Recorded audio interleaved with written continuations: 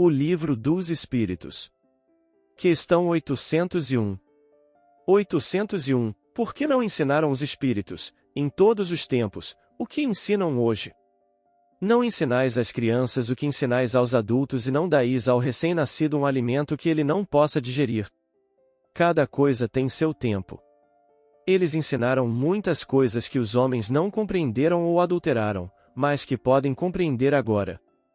Com seus ensinos, embora incompletos, prepararam o terreno para receber a semente que vai frutificar. Fim da questão. Obrigado por assistir.